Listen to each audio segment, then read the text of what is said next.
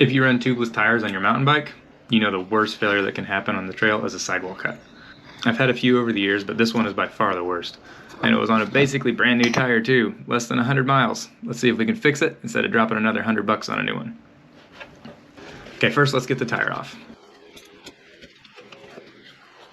I managed to limp this home with a tube. It's now covered in sealant. You don't need this stupid thing anymore.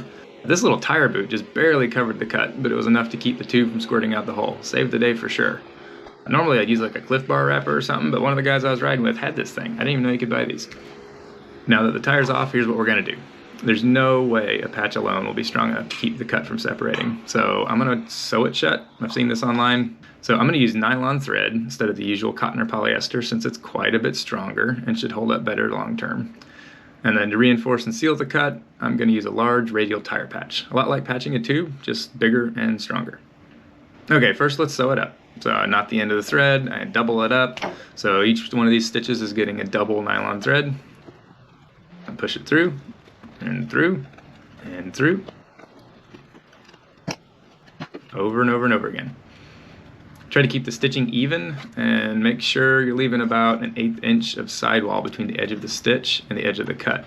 This is actually my second attempt at sewing this tire up. I wasn't careful enough with my needle the first time, and when I aired it up, the thread pulled through into the cut. Okay, so once you're finished and you were careful, stitch over yourself a couple times, make a knot to hold it, and trim the ends. Give it a little stretch here. You're looking pretty good so far. One of the keys to getting this patch to hold is getting the inside of the tire really clean, both with the old sealant and the film that comes on the tires from the manufacturing process. It's also good to rough the rubber up a bit to give the rubber cement something to stick to.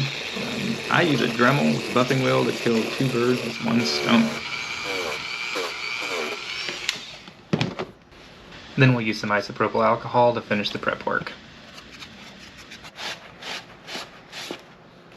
Okay, so once we're cleaned up, I'm going to apply the rubber cement and let it dry. Peel the film off the patch. Stick it on.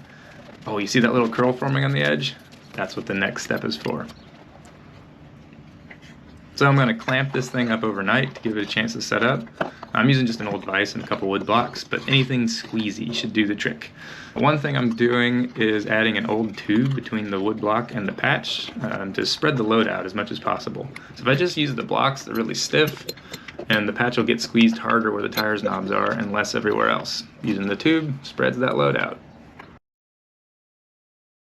All right, let's take it out of the clamp and inspect our work. Still looks solid, great. Okay, quick test install without sealant to see how it holds up under pressure. Ask me why I did this. The first couple times I did this, I put the sealant in and ended up having to take it off and made a huge mess. All right, seems to be working fine. No major bulging, all the stitches are holding.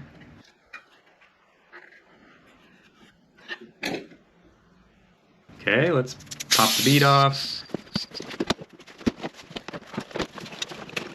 Put our sealant in.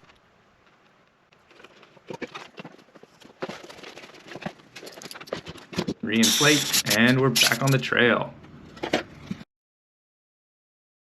I've ridden this tire now for a few hundred hard miles of Central Texas rocky trails since the repair, and it's holding up pretty well. The threads are starting to fray just a little bit, so I'm curious how strong it is now that it's got some miles on it. I'm gonna go over to the parking lot across the street and see what this thing looks like in action. Let's go check it out. I'm pretty much just gonna slam into a curb as hard as I can and see what it looks like. Let's get in closer. Here comes the rear tire. Smack! Let's see it again. Oh yeah. One more time. Nice. How about a closer look? I mean, the tire's moving all over the place, but the repair seems pretty solid. I'd call this a success. It was cool to get to take a look at this repair partway through its life and see how it's holding up, and honestly, I'm pretty happy with it. I'm going to keep riding it until it either fails or the tire wears out and I get a new one. Maybe I'll see you on the trail.